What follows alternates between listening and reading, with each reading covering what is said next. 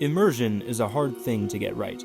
It is impacted by every aspect of a product and directly scales with the complexity of said product. Each system a game has in place introduces more strain on the game's ability to immerse the player.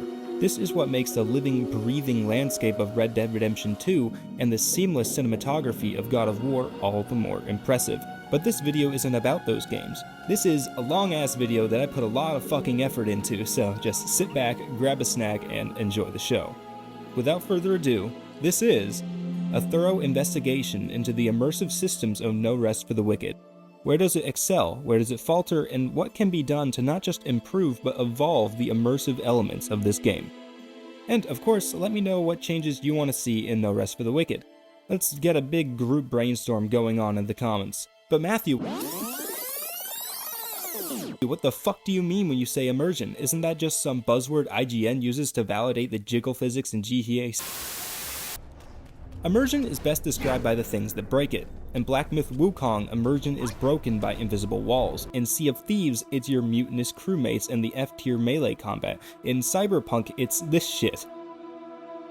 In God of War, it's Kratos' inability to leap small distances. In Red Dead and Uncharted, it's the sheer number of enemies you dispatch. In Elden Ring, it's not resetting fall damage upon double jumping, or smashing through 25% of the game because you accidentally went to Landel before Kalen, or quest design that forces you to use the internet to progress. Poor writing also breaks immersion. This can be characters making decisions they ordinarily wouldn't, or basically any line of dialogue written for a generic JRPG. Unless your game is made by Bethesda, these things matter. Now that the Mages Guild has banned it. Farewell.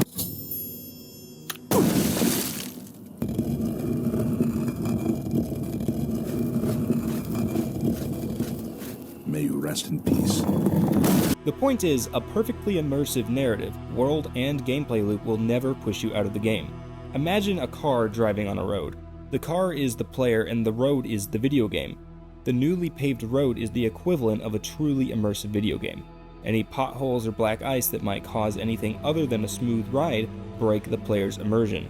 Immersion is like a user interface. In the best of times, it just works. The player doesn't give it a second thought, but when it falters, it can affect every level of a player's enjoyment of a video game. It is for this reason that I'm not going to spend too much time on what Wicked does right, because in the context of this conversation, it really doesn't matter. Okay, that's not true, but hopefully you get what I'm trying to say. The narrative immersion in No Rest for the Wicked is absolutely top-notch. The voice acting rivals the best of what gaming has to offer. The characters are enthralling, each has their own unique motivations, personality, and backstory. The main characters are obviously more developed, but even the NPCs get this treatment. The attention to detail and care given to nearly every single NPC, with only one or two exceptions, is to my knowledge an industry-leading achievement. It's so impressive I'm going to make an entire video on it in the future. The visual style and world building is also, for the purposes of this video, practically flawless. Every inch of this game looks like it has always been here. Every brushstroke and asset is placed with purpose, and they all work together to build up Isola Sacra. Great writing and art is a good start, but the gameplay and the way in which the player is encouraged to interact with the world is where the rubber really hits the road. Resource gathering is one of the more controversial aspects of No Rest for the Wicked, but I fucking love it. The impact of your axe on tree bark and your pickaxe on ore is so satisfying, and it's not just fluff either. This system dramatically impacts the gameplay loop. It does such a good job of giving the player a more intimate and concrete connection to the game world, and the variety of ingredients scattered around the world contributes to the player, in essence, living off the land in order to survive and progress through the game. It's just brilliant, and I'm so glad it's been included in a story-driven RPG like Wicked.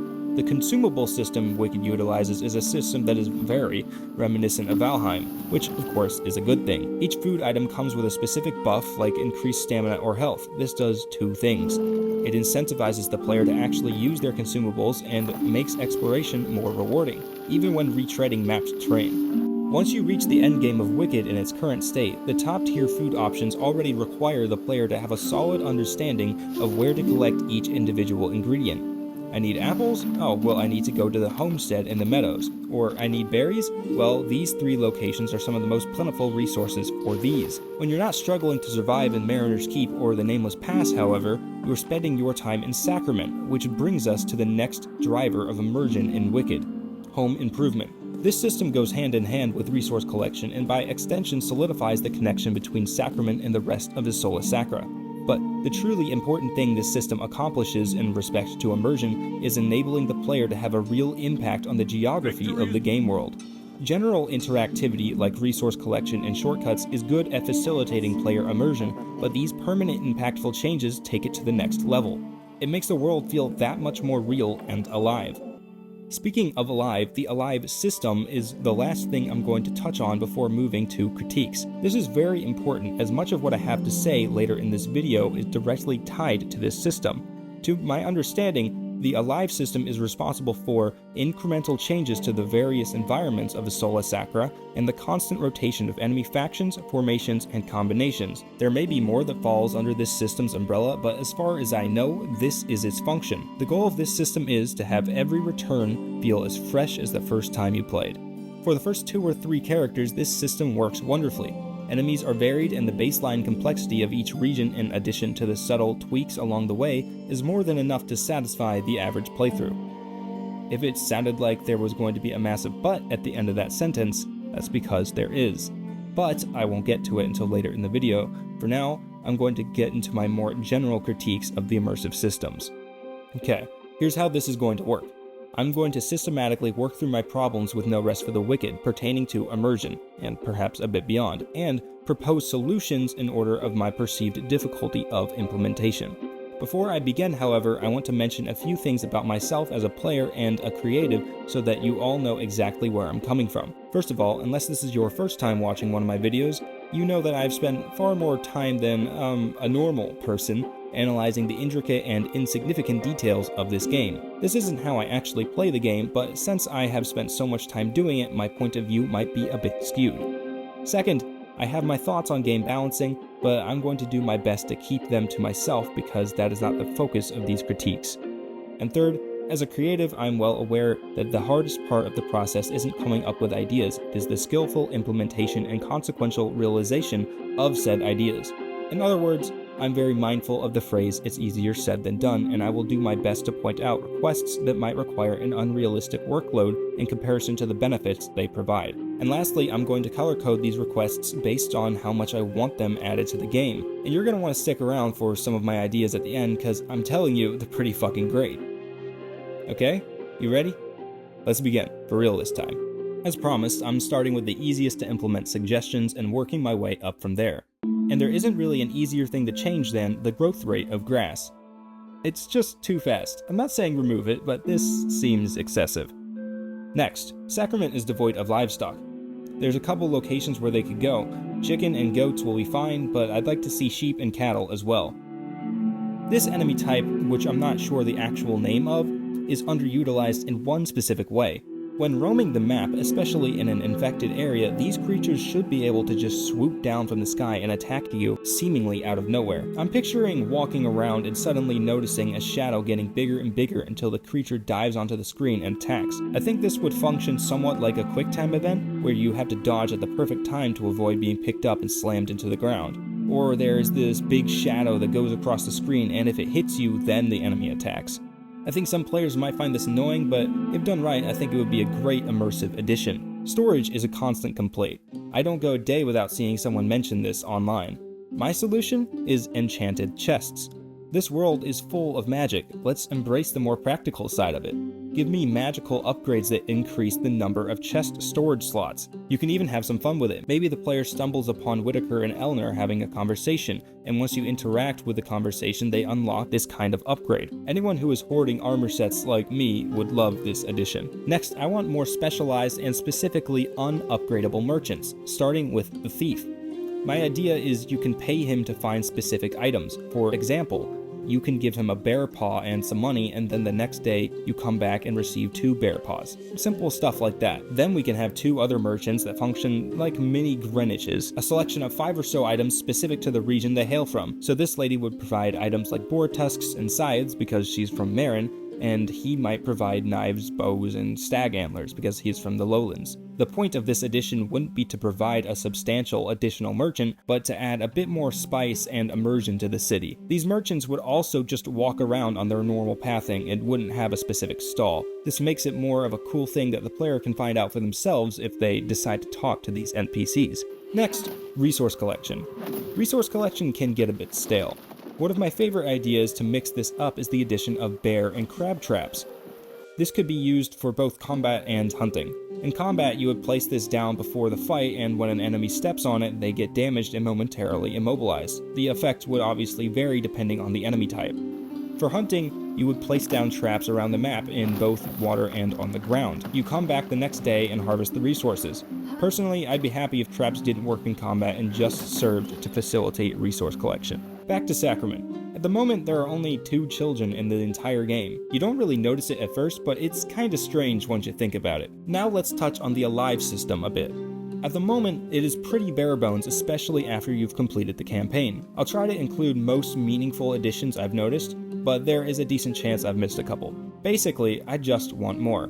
I would also like these changes to be indicative of the enemies that have taken over the area. If the Gloam are in charge, I want some sort of creep, like glowing all over the place. If it's the Balataw, I want to see the beginnings of nests and paintings on the walls.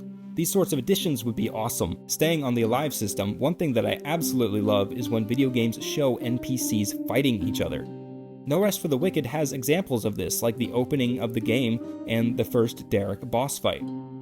I love this. I want more. Not only that, I want it to occur naturally when playing the game. When walking through Mariner's Keep, I want to stumble upon a struggle between the Risen and the Nith. Or when I'm in Marin Woods, I want to see the Balataw fighting the Boarskin clan. This system could be incredible. There's so many ways to expand upon it. Next is another Alive system adjacent change I would like to be added. Aside from kicking down ladders and opening gates, the player does not have much control over the terrain of regions outside of Sacrament. My solution is a series of side quests for Maker Danos. Here's how they would work. There are a few locations around the map that could use a little sprucing up and or improved traversal. After finding these locations, new building options appear for Danos. Once you collect the necessary resources, you return to the location and find Danos waiting there for you. You speak with him and initiate a small wave defense minigame while he works on the improvement. Once all the enemies are defeated, the construction finishes, providing the player with a new bridge or whatever they decided to build. This request might be a little bit more difficult to implement than it is worth, but I still like the idea and I thought I would share it. Caroline's Tavern doesn't really have much of a use right now. I've seen a couple ideas of how to improve it, like transforming it into a multiplayer hub and adding a Gwent-like minigame. These ideas aren't bad, but I thought I'd add 1 or 2 of my own ideas into the mix. First, assuming there are plans to add more side quests to the game, maybe you could go to the tavern to eavesdrop and get hints on select side quests. A second idea is Swords for Hire. Since NPC navigation and AI versus AI combat is already in the game, I don't think it is unreasonable to request a system where the player can organize a party of 1 or 2 mercenaries to assist them on their travels. Of course, there can be some restrictions on where they're willing/able to traverse in order to weed out regions with more difficult terrain. This might serve as an optional easy mode for some players, or in my case, would just help liven up the gameplay. Now, for those of you who think I might be asking a bit much with that one, buckle in because this list is only going to get more ridiculous, but hopefully in a good way. Now I would like to take some pages out of perhaps the most immersive video game ever made, Red Dead Redemption 2. Because most of the NPCs don't walk around or have very limited pathing, Sacrament can feel a lot more like a big set piece than a functioning city. The solution I've come up with is a Red Dead Redemption 2 style NPC routine system. This might result in the lowest return on investment for the amount of effort needed to pull it off out of anything on this list, but my god, it would be amazing. What this request boils down to is most non-guard NPCs adhering to a basic day-night cycle schedule. 6 a.m. the farmers rise to work the fields. At 8 a.m. a nun starts preaching at the city center. At noon the church bell rings and many citizens walk through the doors. An hour or 2 later, they walk out and resume their duties. At 4 p.m., the farmers go home for dinner. That sort of stuff. Another tiny layer on top of that massive cake might be the occasional NPC interaction with one of the vendors. Again, I understand this is a big request, but in the exclusive interest of increasing immersion, this is a great way to do it. Once again, I have more ideas for the Alive system. On top of the faction-specific environmental effects and more widespread AI versus AI conflicts, I want a wide range of possible events to occur. When I talk about this, imagine the types of events the player can stumble upon in Red Dead Redemption 2. Ambushes, fishermen, hunters caught in their own traps, or mauled by wolves. In No Rest for the Wicked, this could range from a lost trader in the Marin Woods to a Nith ritual in the cave to the west of the Shallows, a shepherd defending his flock, a man succumbing to the pestilence. For the Balak Taw, Nith and Boreskins add cool events that tell me more about their cultures. This would be a fantastic way for players to learn about them rather than reading from some sort of dossier. Although, a dossier would be sick. Now we get to the part of the video where my requests get so lofty that I'm not even going to pretend they are reasonable. But if they are implemented, they would be so amazing that they would literally be the selling point for whichever update they are included in, which brings me to one of the primary selling points of the breach: outbreaks. After you complete the current campaign, you will notice Sacrament has undergone a massive defensive overhaul. There are training dummies, more guards, and weapons strewn about the city. Citizens are panicking. They don't know if they should weather the storm or flee the city. The only thing missing to sell me on the idea of defending the city is, actually defending the city. So this solution is broken up into two parts. The first is the easiest to implement. Part 1. Any entrance to Sacrament that is adjoined to a plagued region will feature an ongoing display of AI versus AI combat. This would be an eternal battle that can only be ended by the player if they so choose. If the player just runs by, they keep fighting. Pretty simple, in theory. Part 2 is where things get complicated, as it introduces a quasi-endgame activity I've called the Cyst. The Cyst is a quasi-endgame activity that functions in a similar manner to the final boss fight of the current campaign. The player defends Sacrament from waves of torn enemies in increasing levels of difficulty, culminating in a climactic boss fight. Pretty simple in concept, but I'm pretty sure the implementation will be no small feat. Now, I'm not entirely sure what would trigger this event, but I have a few ideas. Maybe it is a weekly quest from the captain. This would be the most straightforward solution. Another idea is if the region is left plagued for too long, a timer will appear on the map at the corresponding gate. Once this timer activates, the player can go to the location and trigger the event. I think I like the first idea better, but there are some things that are really cool that we could do with the second. What if the player doesn't take on the Cyst in general? Well, it would be pretty cool if there are consequences to not defending the city. Maybe some of the buildings get destroyed and maybe need to be repaired by Danos. Maybe prices go up in the marketplace because you didn't defend it. Likewise, if you don't go to the city, maybe you get a temporary discount on goods sold at the marketplace.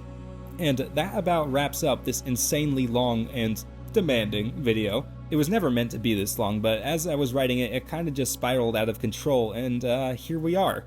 Please let me know what you think of these ideas. I know you're not going to agree with all of them, but if there's anything you think I got right here, make sure to say so in the comments. A certain CEO has been pretty supportive of my videos in the past, so who knows, your suggestions might land on the right ears. And if there are any ideas you heard that you really like, go to the No Rest for the Wicked feedback forum linked in the description and let them know. Anyways, that's all for me. Part 2 of the Ultimate Travel Guide to Isola Sacra is on its way. If you haven't seen part 1, please check it out. It is my best video, by far. Alright, that's it. Peace.